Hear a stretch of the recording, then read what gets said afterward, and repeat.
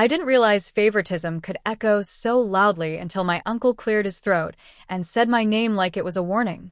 It happened on a Sunday afternoon, the kind that smells like overcooked pot roast and lemon cleaner, the kind where everyone pretends nothing sharp has ever been said in that house.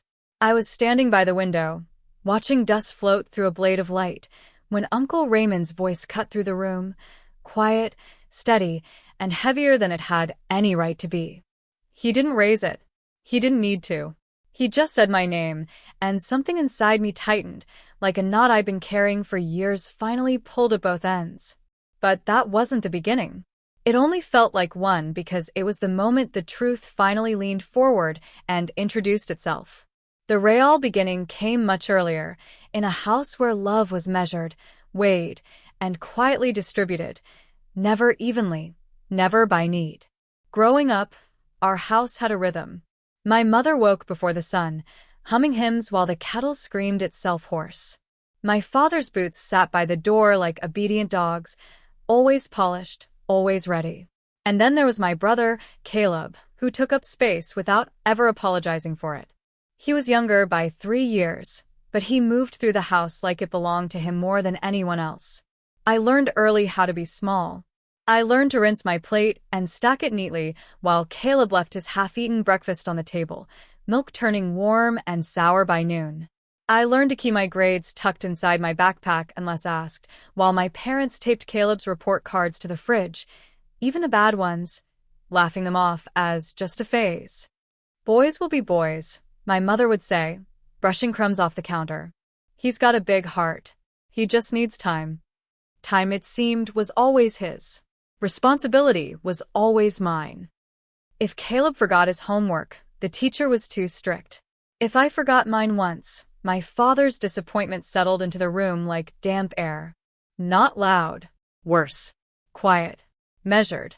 Permanent. By the time I was 14, I could predict the tilt of every conversation. I knew when to speak and when to disappear. I knew how to nod when my parents praised Caleb for things I'd been doing quietly for years. I knew how to swallow the sting and call it maturity.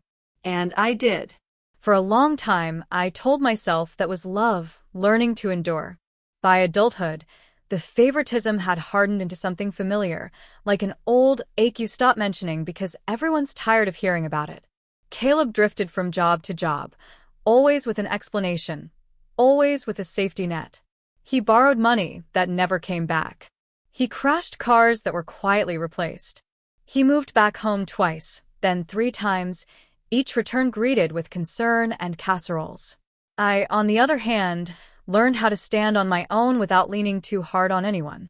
I paid my bills early. I chose work that didn't excite me, but kept the lights on. I called my parents every Sunday, even when the conversations felt like polite interviews rather than real connection. "How's work?" my mother would ask. "Fine," I'd say. "And Caleb," she'd continue, already brightening, "he's thinking about starting something new." There was always something new for Caleb. A new idea, a new chance, a new excuse. I married quietly at 27, a small ceremony with folding chairs and borrowed flowers.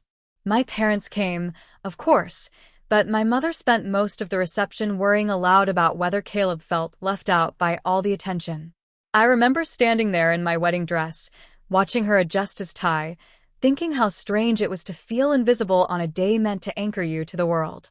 When my marriage ended 5 years later, softly, painfully, without fireworks, I didn't ask my parents for help. I already knew the answer, even if it was never spoken out loud. Support came with conditions, and I'd learned not to qualify. Caleb, meanwhile, spiraled and soared in equal measure. He had charm, I'll give him that. He knew how to apologize without changing, how to promise without delivering. My parents called him misunderstood.